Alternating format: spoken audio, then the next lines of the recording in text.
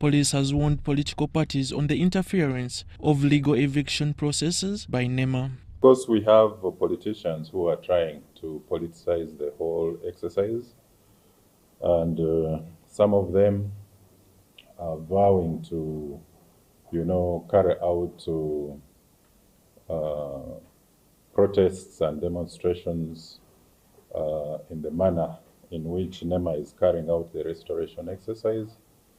But of course, you know that any unlawful protests are illegal.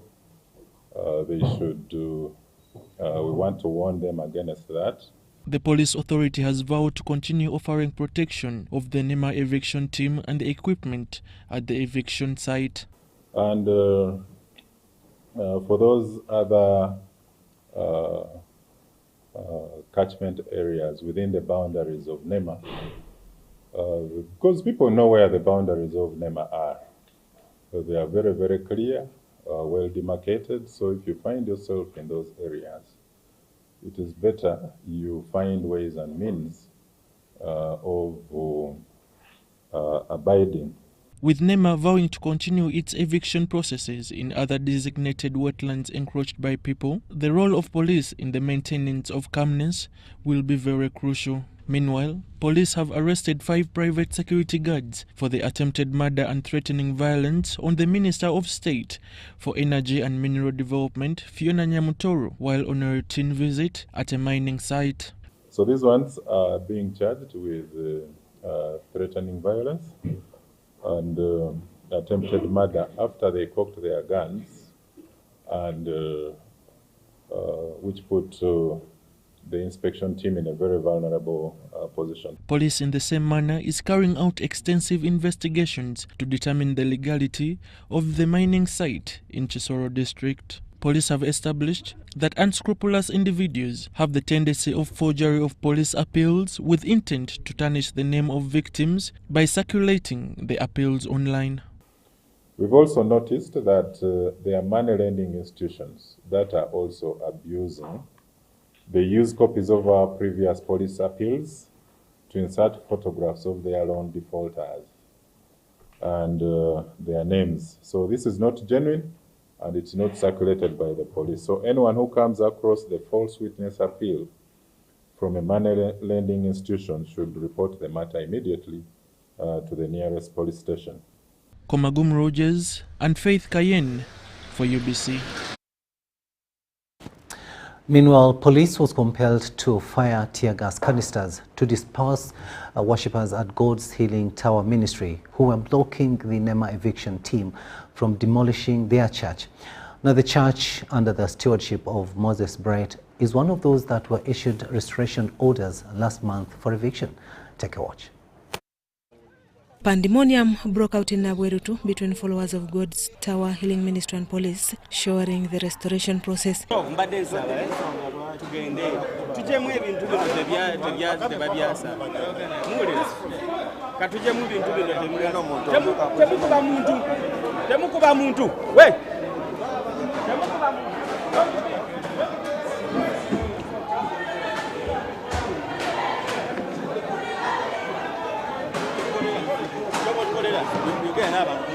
During the eviction exercise, followers of God's Tower Healing Ministry attempted to block NEMA enforcement team from demolishing the church after they locked themselves inside the church.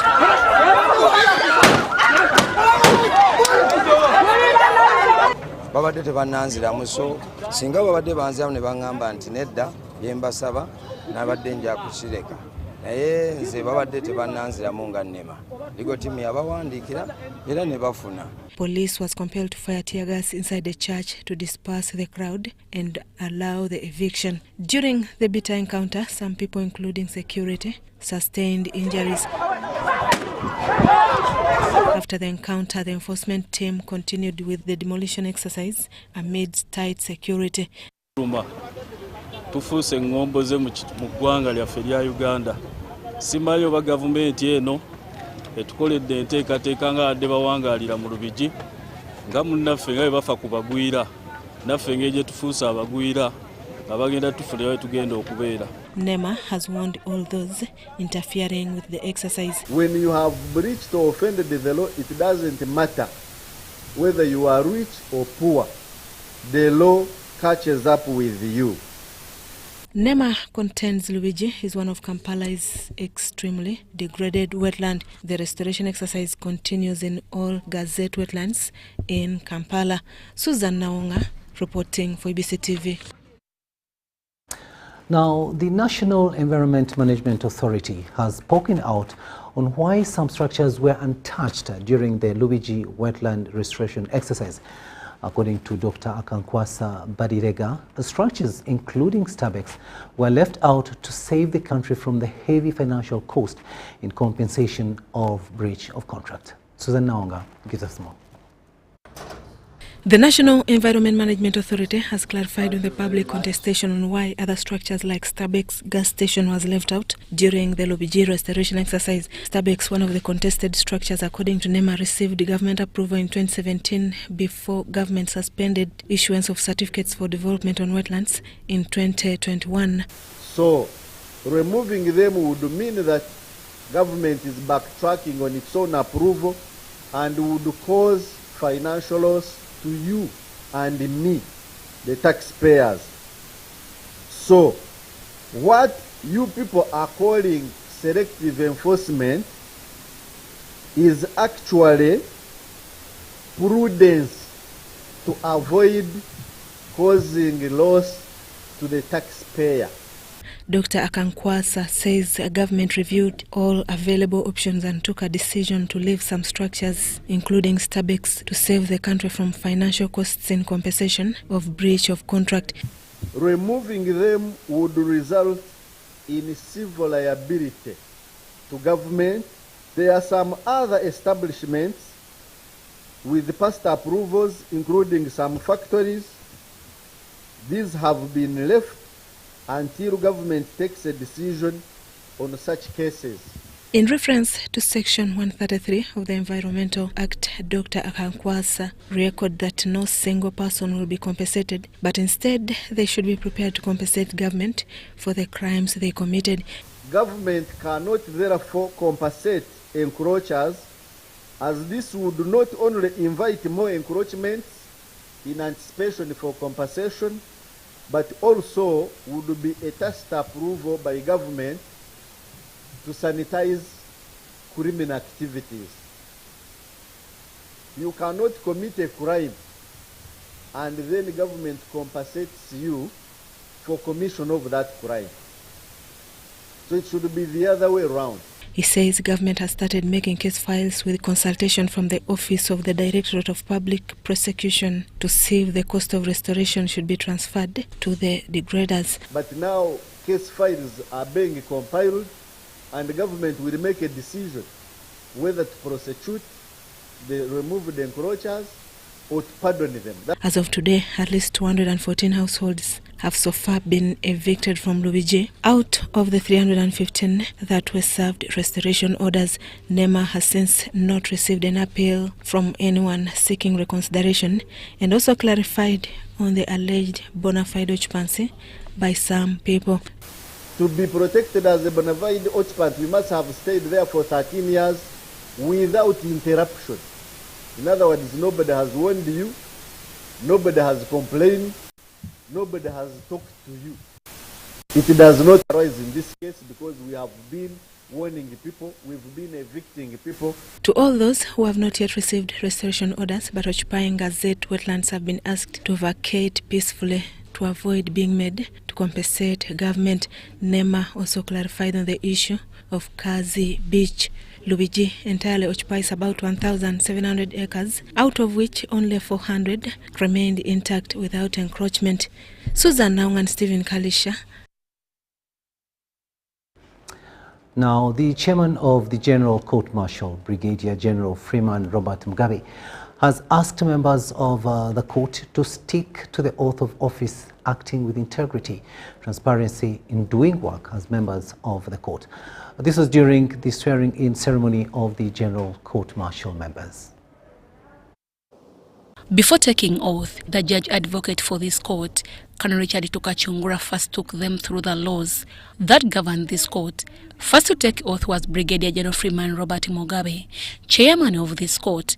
justice according to the Uganda People's Defence Forces Act without partiality, favour or affection, and I further swear that I will not at any time whatsoever disgrace or discover the vote of. Other members who took oath of office include Colonel Mark John Semaganda, Lieutenant Colonel Simon Tungura, Major Cyprian Sande Magezi, Warrant Officer 1, Oya Boris Mark, Captain Christine Sayon, Major Richard Tulia Hawe, Warrant Officer 1, Robert Nyarare, and Captain Lucy Nicole Oeturu.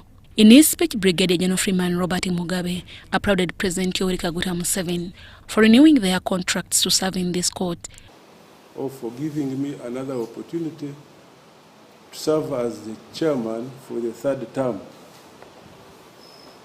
I'm really happy and grateful to him for trusting me.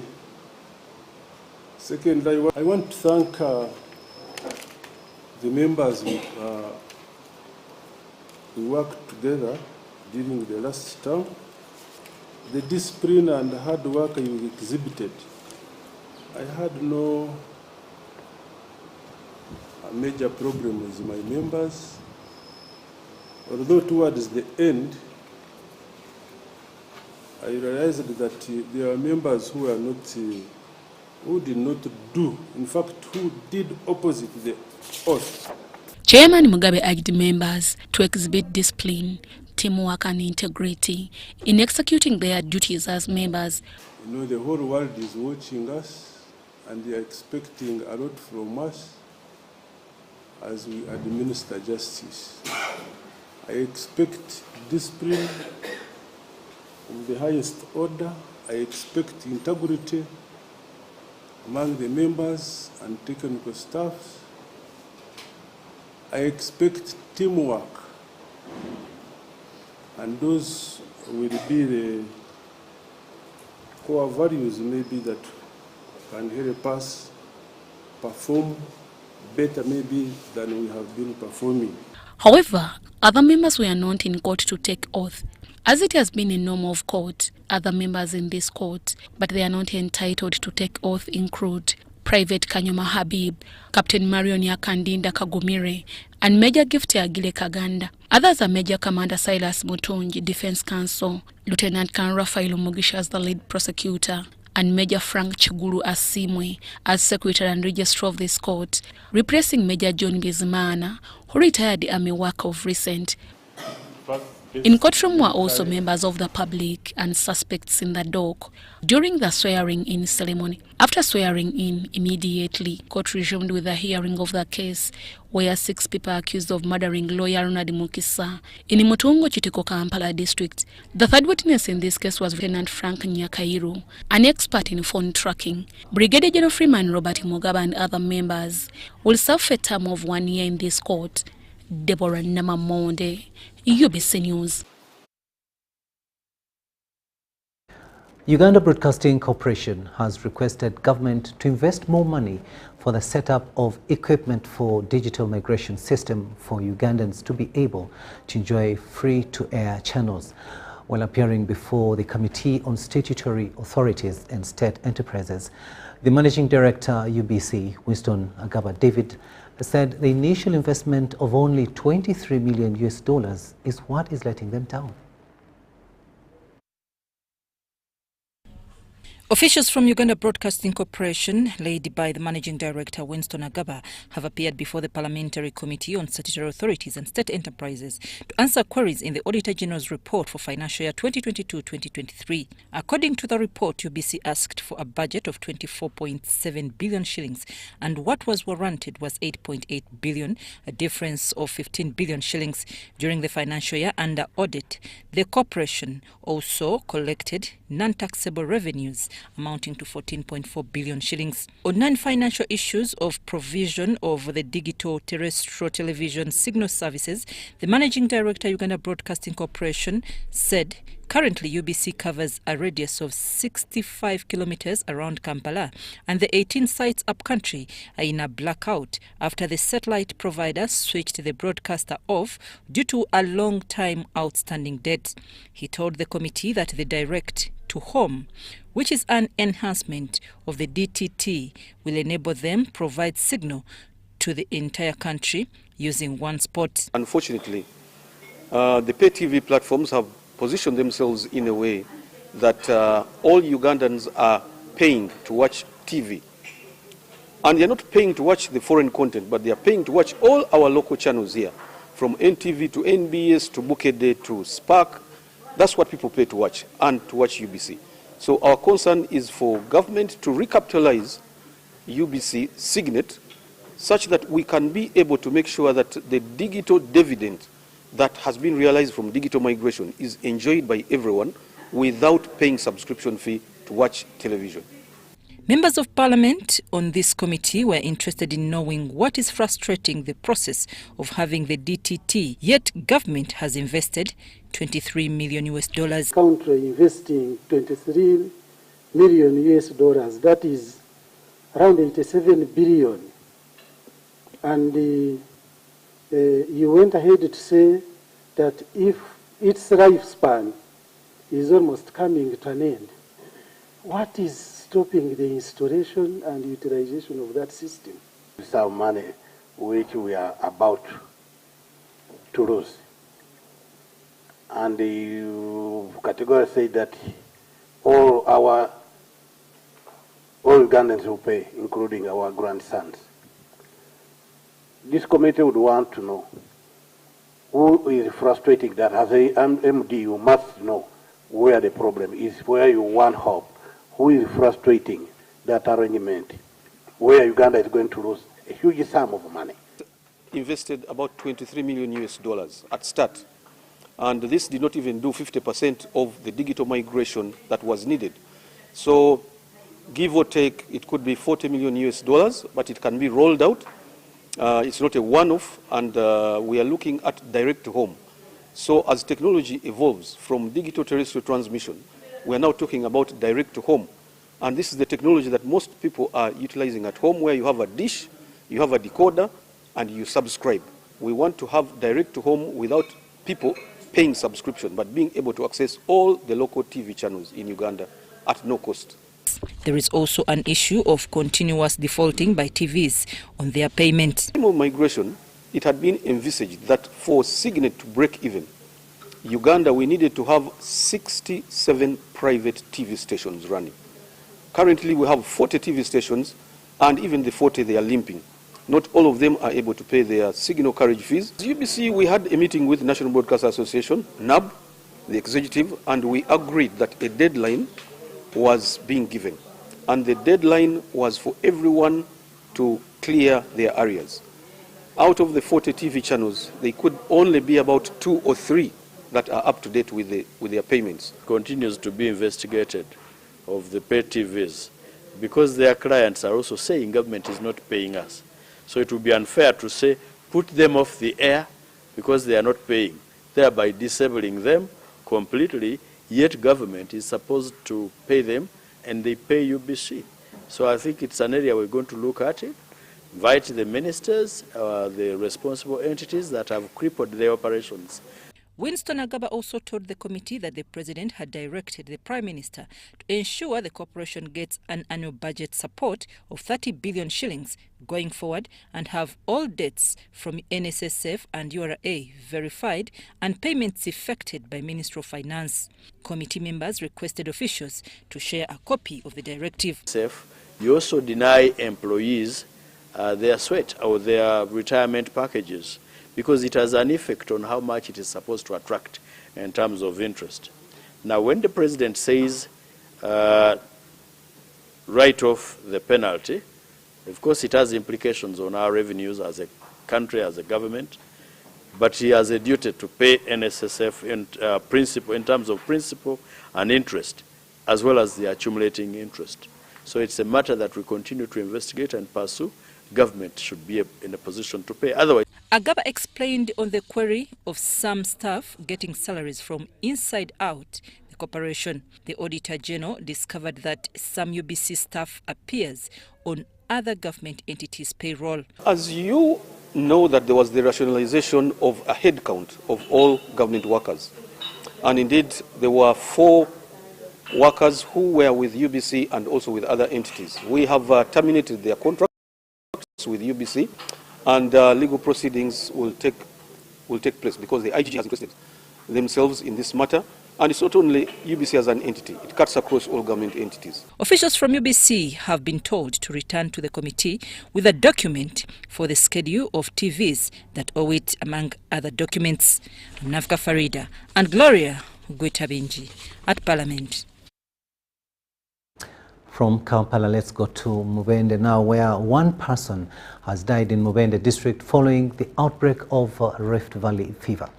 The victim had been admitted to Mubende Regional Referral Hospital and identified as a resident of Kigandu Sub-County, Mubende District. We have received the information from the Ministry of Health that there is an outbreak of Rift Valley fever in Mubende. We have already lost one person from Kigandu Sub-County, and now our staff have already gone to pick the contacts from that sub-county. This disease is so bad in that it can even cause death of many people. Now, the symptoms that we have already known, I understand the samples were taken from that person. They have already confirmed that there is an outbreak. The symptoms so far, they are saying that it starts as malaria, then headache, also there is joint pain in legs, elbows, and all over the body. All the body always pains. When you find somebody with that problem, make sure you handle the situation as quickly and report that situation as quickly as possible. So we advise people to keep washing hands with soap, because when you... Now, Kampala Lord Mayor Erias Lukwago and leaders from Kawempe Division have met with the Executive Director of the National Environment Management Authority, Dr. Barirega Kankwasa, to address concerns over unlawful evictions and house markings in Bwaise Kawempe Division. Lukwago criticized NEMA's enforcement of environmental regulations, calling their actions unlawful. After a closed-door meeting at NEMA's offices, Mr. Lukwago spoke to UBC. Amid this tight deployment, the Lord Mayor Erias Lukwago moved from City Hall to National Environment Management Authority on the ongoing wetland evictions. Lukwago, with 13 others from Kawempe Division, were given access to a meeting that was closed to the media. After the meeting, Lukwago told the media resolutions reached out with the NEMA's executive director. Who are in the corridors that have been gazetted or earmarked for road construction, like a Ginger Expressway. Those ones are largely in Nakawa area, Chinawataka, Kasokoso. And many of them are waiting compensation from UNRWA. So we have agreed the ED is going to raise a communication with the KCCA and the UNRWA to establish the individual parties who are waiting for compensation, the affected persons, and therefore there shall be no eviction conducted in those corridors until that exercise is completed. He emphasized the need to establish a district environment management committee to initiate environmental restoration orders. We must constitute the district or the city environment management committee as enshrined in section 27, 28, and 29 of the NEMA Act of 2019. Because this is vital, it's critical in executing these operations, without which actually one would be acting ultra vires, because we have a dual role, the local leadership and the NEMA. That was Lord Mayor Erias Lukwago. Now, Buganda Kingdom has read and passed 250 billion shillings budget estimates for fiscal year 2024-2025, with priorities to promote agriculture, health and protecting the environment. Buganda Kingdom Minister for Finance Robert Wagwa Nsibirwa disclosed that the ending 2023-2024 fiscal year targets have been attained. The Buganda Luchiko members have turned up to attend the 5th sitting of the 31st Buganda Luchiko for the reading of financial 2024-2025 budget. The sitting was presided over by the Speaker of Luchiko, Patrick Luwaga Mugumbule. The Finance Minister in Buganda Kingdom, Robert Wagwa Nsibirwa, says most of the targeted sectors were accomplished in the last financial year 2023-2024. Tusuubira okusussaako ku nnyingiza ne ku nsaasaanya olukiiko lye lyayita. Twabalira okufuna obuwumbi 209 n'ezigwamu bwe twabalira okufuna, naye wensomedde embalirira eno Mukama Sipiika n'abakiise nga twakayingiza obuwumbi 210 n'ekitundu. Owekitiibwa Nsibirwa highlighted that the central government's paying of the debt Buganda is owning has contributed to the success of the previous financial year. Omwaka gw'ebyensimbi oguggwako nga munalaba mu miwendo, gavumenti ya wakati yayongera n'esasula ku bbanja erigibangibwa. Ate n'ekyokusatu twongedde era twongera buli ntakera okunyweza n'okutereza entambuza y'emirimu systems okulaba ng'ensimbi eziyingira ate zonna ziyingira ate nezikozesebwa zikozesebwa bulungi. He later read the over 250 billion shillings budget estimates for the financial year 2024-2025. Tugenda kwongera amaanyi mu kulima emmwanyi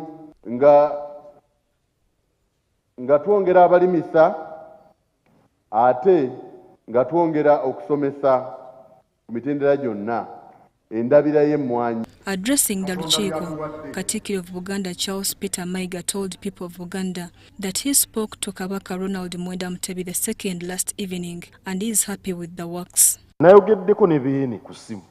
Era Beene musanyufu nnyo okulaba ng'emirimu gy'Obwakabaka gitambula. Era yantumye okubategeeza nti musanyufu olw'obumalirivu obutusobosezza okulaba ng'enteekateeka z'Obwakabaka zigenda mu maaso. Akawungezi kuggulu ku ssaawa 12. Maiga advises the public to remain calm and warned perpetrators against abusing Kabaka's health for their selfish benefits. Bwe bavaawo nti ali mu buwambe, ate bw'atabeera mu buwambe nti awaali bamukuumiddewo tayeyagalidde, balowooza nti Abaganda bajja kwekyawa olwo beegugunge bo batuuke ne ku bye baagala. Abantu bano mubamanyi, kambabuulire nga mukulu wammwe mubeegendereze, si balungi. Mary Namkose, Andrew Sebira, UBC News. We'll now take a short break, but we'll be returning with much more. To stay with us.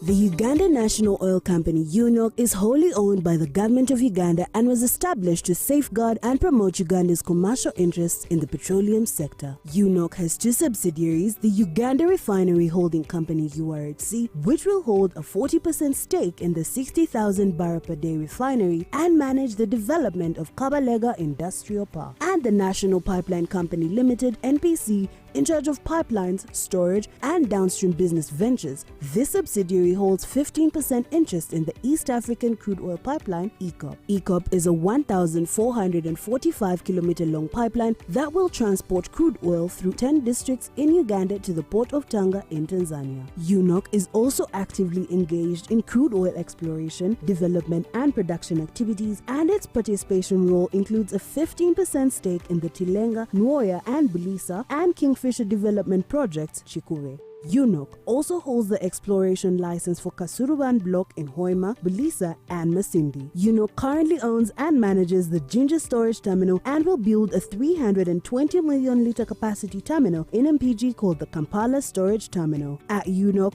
we're harnessing the potential of Uganda's petroleum resources, forging a sustainable future and preserving the natural beauty of Uganda. UNOC, your partner in Uganda's oil and gas industry.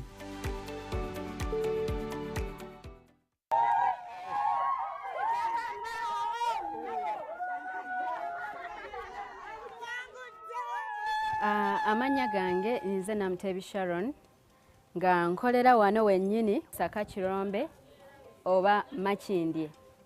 Empangula gye nawanguddemu ssente mbadde nga nkozesa mobile money nga nsindika school fees w'omwana ku ssomero. Okutegeera nti mpangudde nze mutima neegambye nti kambalinde bamale okujja ndyoke nzikirize nti mpangudde. Kyenyinza okubagamba nti si byabafere weewaawo abafere gye bali naye ennamba eri emu yokka era bw'eba ekukubidde omanya eyo si yabafere. Mpulira bulungi nnyo nnyo nnyo era ndi musanyufu nnyo. Naye MTN mobile money mbebaza nnyo mwebale nnyo mwebalire. Together we're unstoppable. Once upon a time, there lived identical twins who gave birth to beautiful princes and princesses. Their mothers gave their babies' bodies a lot of care by applying on their skin with Baby Junior jelly. So dried their targets and everyone would admire their glowing skin. Fun fact, Baby Junior prevents diaper rash, dry and sensitive skin. Moms all over Africa love Baby Junior jelly. Baby Junior's the skin. No more worries anymore. Boo, boo, boo, boo, boo. Baby Junior. Baby Junior.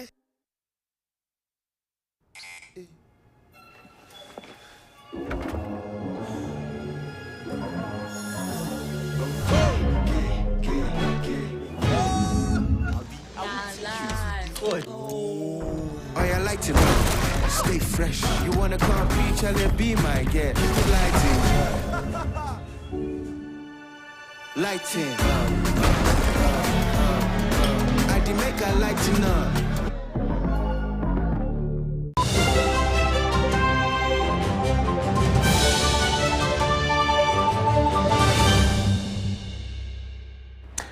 Welcome back from that break, and this is News Tonight here on UBC TV. A warm welcome to those of you just joining us. Moving on now, residents of Kampala are facing a growing sanitation crisis due to the closure of several public toilets allegedly under rehabilitation by Kampala Capital City Authority. Now, the closure is forcing both men and women to share a single cubicle.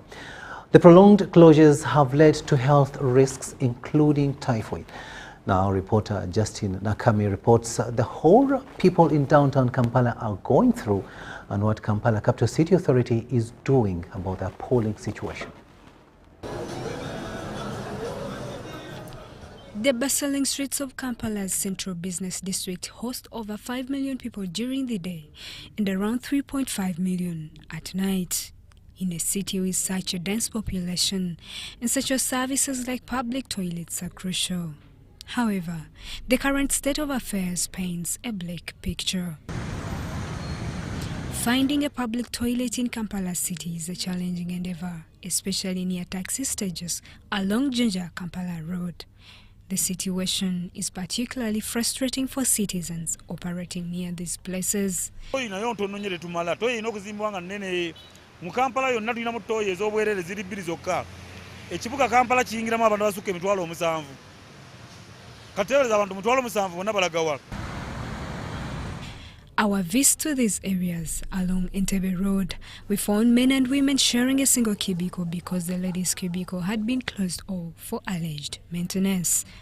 Locals expressed concerns over the prolonged closures, saying it possesses a significant health risk. Ng'abasajja batuyingira mu toilet eyo tusimba line olumalinde munnafuke buli omu ava musulo gwa munne nasika olusulo wa munne nga era kinnyombya bwa butoyi buliwo bubiri wali side eyo waliwo butoyi buli bubiri toye mugenda mutya toye mune mugenda mu abakazi n'abasajja kati osanga osanze muno osanga musajja ona tategena asanga mu omukazi basanga basinga n'omu omu ku omu. The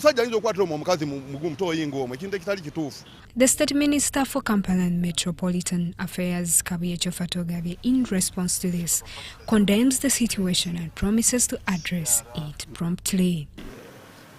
We regret the inconvenience being caused to the populace, but it's in good faith All we need to do is to ensure that our teams expedite the process so that in the next 2 to 3 or 4 months, our people might be, they may get services actually, so that they can have facilities where to go and ease themselves and also clean themselves. On Buganda Road near Watoto Church, a closed toilet cubicle is being used to store utensils. This means someone might be living there. The public is increasingly frustrated with the city council over the delayed reopening of these facilities. Basibawo bagigala abakazi bena tujjula muli n'abasajja fere ntwekuŋŋaanyiriza omwo ne kibanga kibanda kya firimu. Eto izo nungi naye ntono. We spoke with the caretaker of the newly constructed toilet at the Constitution Square, who revealed that financial constraints are behind its continued closure. According to the contract, that way you see like you're not, we give you something in installments, depending on how they agreed on they agreed. So when she sent an invoice, I've even followed that invoice several times. The first one was not responded. Then she sent another one, like that up to date. So I don't know, but recently, those guys were here, they said, let us wait for the financial year. Meanwhile, the old toilet at this location has been demolished, leaving Constitution Square without any toilet facilities. The public has then resorted to private toilets where they have to pay for access.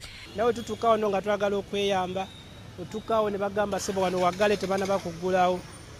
Nokwata esinsiru 10 oba 5, nogenda ku sheero, nogenda ku totaalo, nomala okola emikolo gyo n'okumawo waneeno. Naye naffe kitulumira tusaba gavumenti etuyambe. Kuba eritroyi gye basooka okuggala eno bagamba nga eri ne bagiggula. Naye kati eri bagiggala nayo. Noweebuuza kati bagiggala lwaki? Kuba abalalu nabo kati weebuuza bafukawa. Naffe kennyini abantu aba bulijjo ogenda okuva wano ku mulimu okutambula okudda eri kugunda okusasula nusu 3.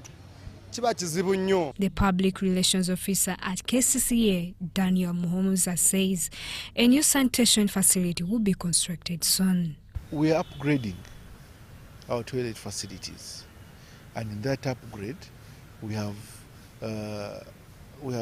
put up a modern toilet, which can help serve the purpose.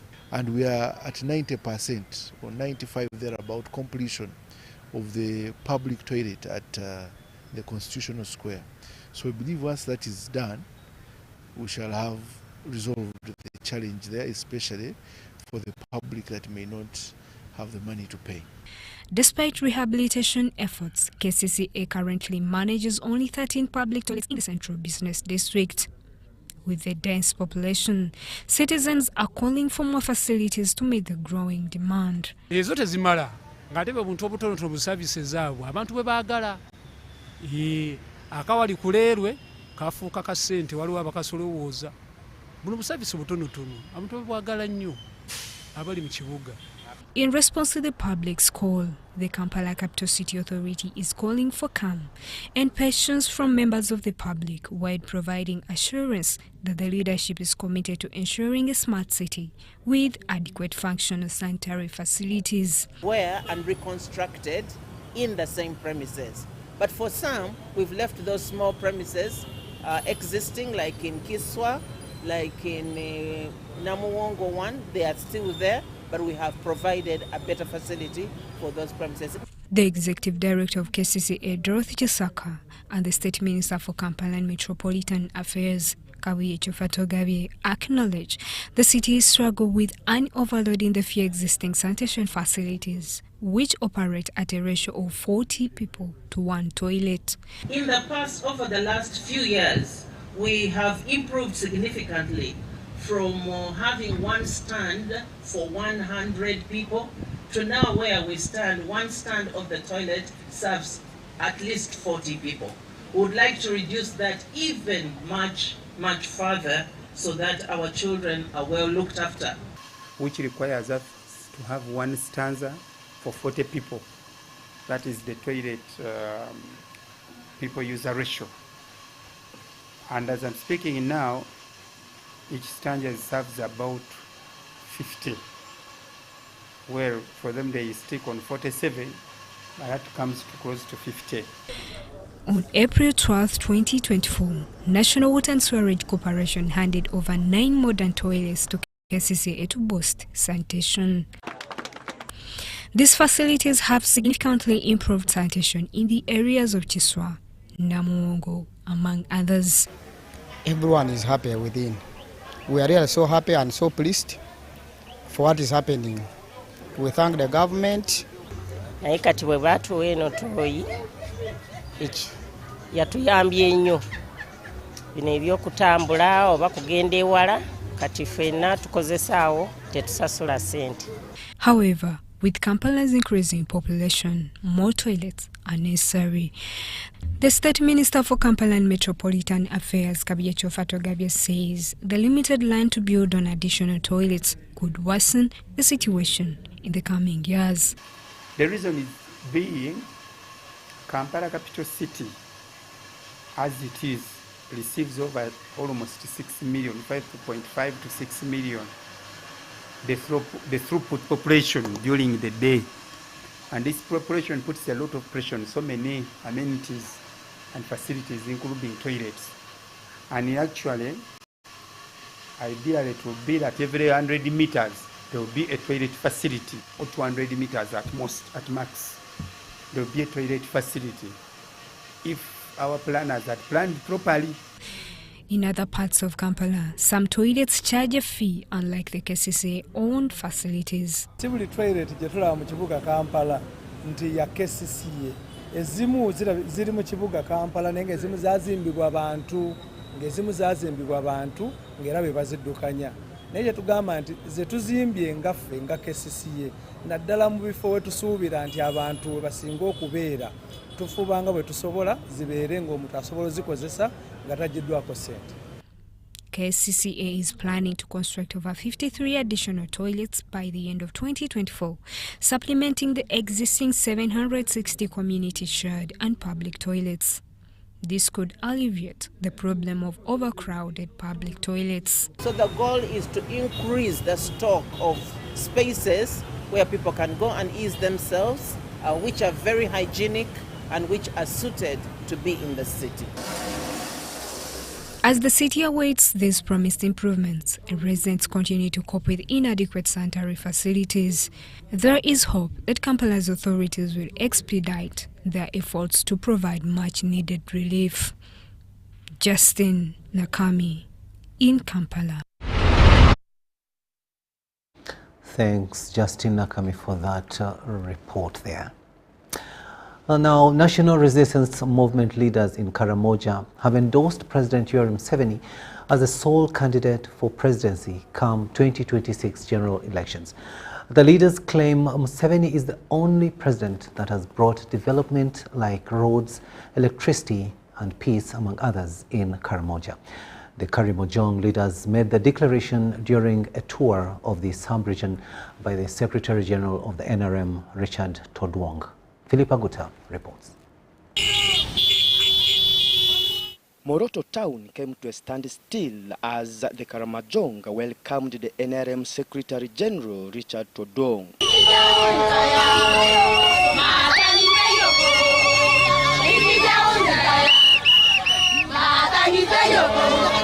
Todwong kick-started with supervising and touring key developments in the area.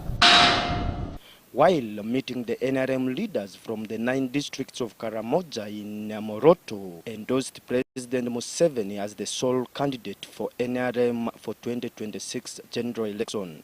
Clearly put in loud and clear that the people of Nablatu endorse His Excellency General Yoweri Kaguta Museveni. And because we are a people in Napaka that have had enough challenges, we do not have the luxury for trial and error. We will give him 2026 unopposed. The leaders cited development projects like water, roads, peace and security as a reason to make Museveni as a sole candidate. He's the only president who settled Pokot in Uganda.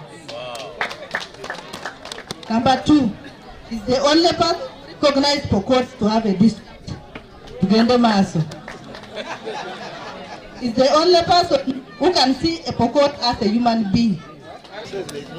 Mimi nawaambia hivi, wacha niongee Kiswahili. Museveni alisema tujifunze nini? Kiswahili. Niko proud kukuwa Very Kaguta Museveni, we decree and declare that you are going to contest in 2026 and you are going to be our president.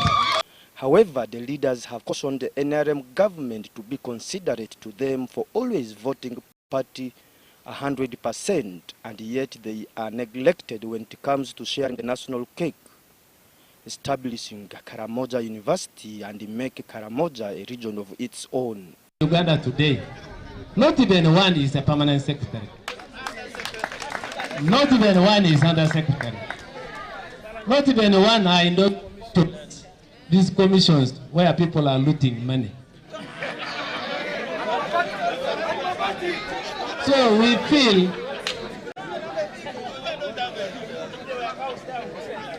feel we are cheated, since we are the people who always balance whatever he gets from there, and we fill the gap. The NRM Secretary General welcomed the leaders' decision to make Museveni a sole candidate. We shall collect this and process through the party structures, the party leadership, and then we shall recommend and make sure we endorse officially. Time will come when we shall send forms to the districts so that you register for the endorsement officially when the time is allowed. But for now, we thank you for what you have done. He encouraged leaders to mobilize for household income and make education a serious matter in fighting poverty. The government will do all that we need a government to do. It will give us a city status, it will give us roads, it will give us more electricity, it will bring investors here, it will bring schools, health centers, everything we ask of a government, NRM will do. But the wealth in your house is your responsibility. Philip Aguta for UBC News in Karamoja.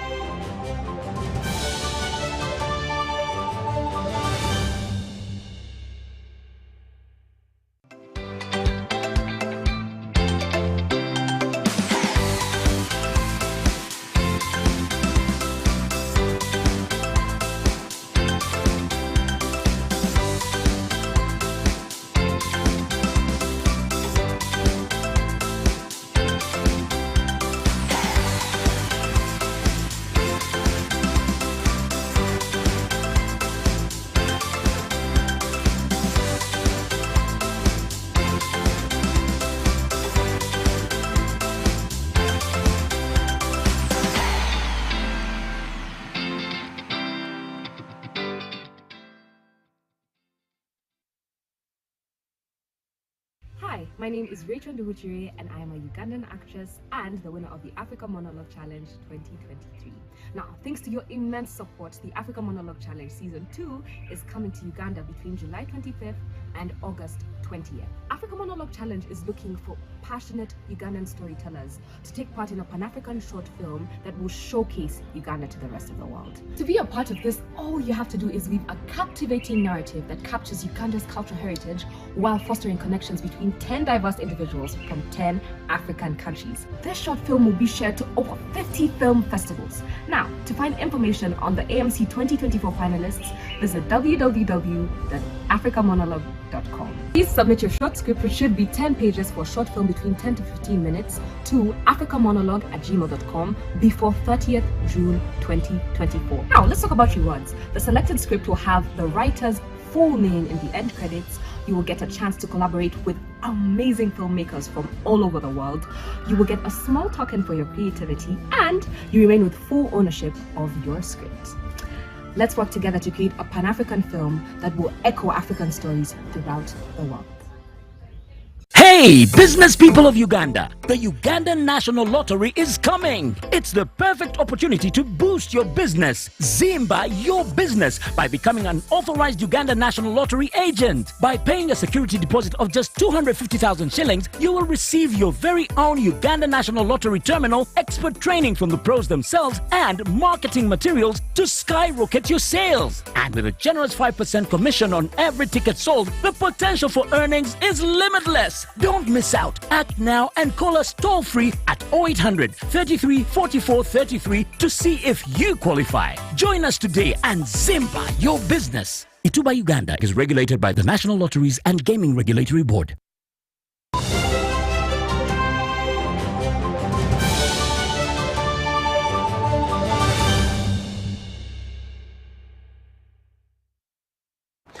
Welcome back. Let's have a look now at the latest in business. Now, the capacity of local industries to manufacture goods locally to meet the home demand market seems to be taking shape. During the Trade Ministry visit to factories in Jinja, led by Minister Wilson Mbadi, the Nyanza textiles and modern capacity have demonstrated that import substitution is gaining momentum, as we hear in this story. The Minister of State for Trade, General Wilson Mbadi, says government will support local manufacturers. He says government will identify challenges facing industries and explore best ways to propel Uganda's export promotional strategy. We must industrialize if we are to develop, and so in line with our policy of import substitution, of export promotion, it is in order for me to tour around to see whether the industries in place have the capacity to produce in terms of quantity and quality what can substitute what we're importing, and also whether they can take advantage of the market domestically and also in the region, East African Community, COMESA, and in the whole of Africa. When you enter a clothing factory, the first thing that strikes you is the sheer scale and organization of the operation. Rows upon rows of sewing machines hum in unison, manned by workers focused on their tasks.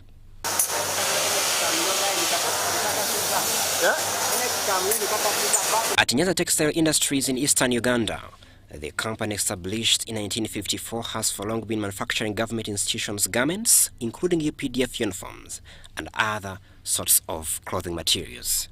The director, Richard Mobiru, says the company's clothing products lack a reliable market beyond East Africa. The broader picture for his coming is against the backdrop of us as a country having to grow export capacity. You have been around in the factory, you have seen what we are able to do as Uganda, and he comes in at a time when manufacturing capacity utilization is at 53%, which means that we can almost double our capacity of production by not even adding any new investment. So we have discussed how we must be able to handle issues of local market access as well as international market access in the best interest of growing Uganda's export capacity. The ministry visited Modern Distillers, the company at the heart of producing sanitizers and carbon dioxide. The visit also extended to UNBS Jinja office as part of verifying the readiness of these entities in supporting Uganda's industrialization agenda. Crispus Arinitwe, UBC News. Depositors of the non-operational Mercantile Credit Bank have started receiving payments from the Deposit Protection Fund of Uganda. DPF, a government institution, is mandated to pay depositors a protected amount when their financial institution is closed by the central bank. Dennis Sigoa gives us more. On 18th of June this month, Bank of Uganda placed Mercantile Credit Bank Limited under liquidation, revoked its license, and made an order for the winding up of business. As part of its mandate, the Deposit Protection Fund has commenced payment of individual depositors with balances of Uganda shillings 1 million and below. Please note that to receive payment through mobile money, the name in your NIN must perfectly match that which was registered against your mobile money number. Payment of the protected deposit to individual account holders whose protected deposits is above 1 million and up to 10 million shillings shall commence on July 1st. However, terms and conditions do apply for one to access the money. And the payment shall be made through Stanbic Bank, Lugogo branch during working hours. Depositors should go to the bank after receipt of an SMS notification. Please present your valid original national IDs to the bank. Company, joint and trust account holders. With effect from Monday, July 8, 2024, the fund shall start receiving and verifying documents of depositors who held company, joint and trust accounts. Statistics indicate that Mercantile Credit Bank had 2,850 customers, of which 94% are fully protected and 6% partially protected. According to DPF, 3 billion and 31 million shillings is the total amount to be disbursed to the affected depositors. In terms of the individuals that had balances below 1 million, there were 1,692, and this represents 59% of the depositors. As indicated by CEO, we have started processing their payments. The individuals above 1 million to 10 million, there were 288, and this represents 10%. Then the individuals above 10 million and non-individuals, that is companies, joint accounts and trust accounts, they are 870, and that represents 31%. For those with deposits amounts in excess of the protected limit of 10 million shillings, the Bank of Uganda will handle the process in accordance with Section 105 of the Financial Institutions Act 2004 as amended. Dennis Igor for UBC News.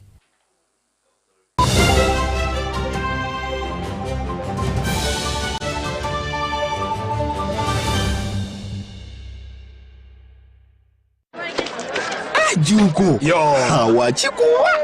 Check the shopping, man. What's your secret? Haven't you heard of the parish development model PDM? Yes, I did, but I thought it was just a talk. No, Sebatia. It is real. I and a few friends together formed a circle, accessed money from the PDM, invested in a poultry project, and now things are moving. Juko. I thought I was one of your friends. You are. But you left me behind. I didn't leave you in poverty. What you do, just visit your LC2 chairperson and your parish chief and start the process of economic transformation. Just like that. The parish development model is an initiative from the government of Uganda through the Ministry of Local Government designed to transform all lives of Ugandans for the better. PDM, my parish, my development, my life.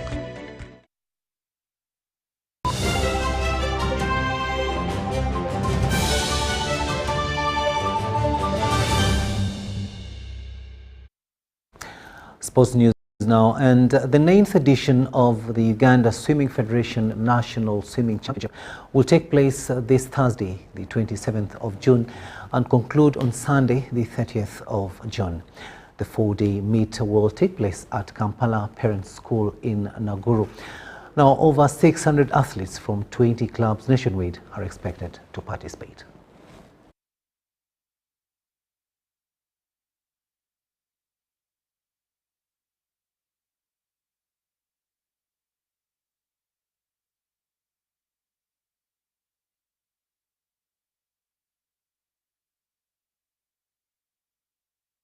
Signed up from several clubs.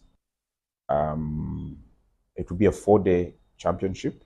It was, first of all, earlier in the day, a 1-day championship. The competition grew to 2 days, so we pushed it to 2 days. The previous editions have been held over 3 days. But now for us to be able to manage it even better, we have had to push it to 4 days. This event, first of all, is the climax of our swim season. Our season starts in July and ends in June. However, the main objective, we want to use it to select Team Uganda that will be representing us in the different forthcoming competitions between now or between July and May next year. There are many other competitions like the National League. In case we need further selections, we can use that. But this is the only event where literally 99% of all athletes under our database, all teams under our database come in to take part to be able to get selected on the national team. The next main event will be the Africa Aquatic Zone 3, which will be hosted later in Burundi. So this is the event we're going to use to select that. And that story brings us to the end of this bulletin. Thank you so much for having kept us company. On sign language, it has been Elizabeth Nakakoni, and I am Rukidi Kiijanangoma, wishing you a blessed night.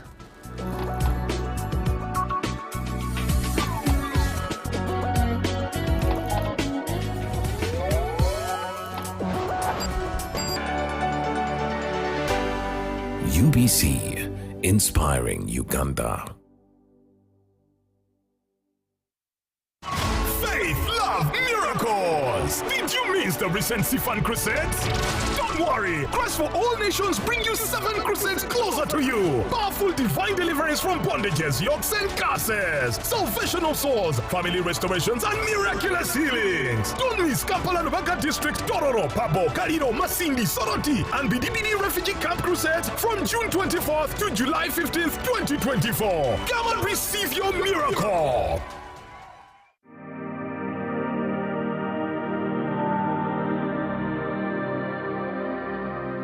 The Journey program on UBC TV is... We mustn't get tired of fighting for peace. We have lost our friends, soldiers of our respect, and we shall go to fight until Uganda is free. Kazahura, comrade, Seguya, let Magara, and let Rubereza. They fought a bush war, heaven encouraging, until when the blood was shed for Ugandans. Fellow combatants and patriots in the struggle, our country Uganda must be free. Hello viewers, I'm called Kiijanangoma, the Chief Whip and National Political Commissar FRONASA. FRONASA is a front for national salvation. After the advent of through the old struggles, and when we realized that we should not remain into the focus of revolutionary struggles, we decided to form FRONASA Veterans Association. The FRONASA Veterans Association was a realization and an advent of focusing on development, buying the advice of His Excellency, the President of Uganda, after declaring prosperity for all. That's what urged us to go back to our roots, our political roots and focus, and begin by integrating our members and fellow fighters, ally combatants, into engaging into building their nation. In the FRONASA originated from the outcry and the aristocracy rule of the earlier medieval dictatorial leaders who imposed military rule on Ugandans and subjected them to death. And there came a question for the liberation. The liberation was, when we were in Moscow conference, it was for Ugandans. Therefore, Ugandans has to form into a body to liberate fellow sisters and brothers of Uganda. That's when the realization and formation of Front for National Salvation came, led by His Excellency Yoweri Kaguta Museveni. Thereafter, we merged with FRELIMO, we merged with Tanzania People's Defense Forces to host Amin in 1979. after ousting Amin, the element of greed was rooted and fully embedded in fellow fighters. They began by inflicting their own fragmentations within themselves, which caused the following atrocities. Yusufure, who came as the chairperson, didn't last for months. There came UFM with the Naisa.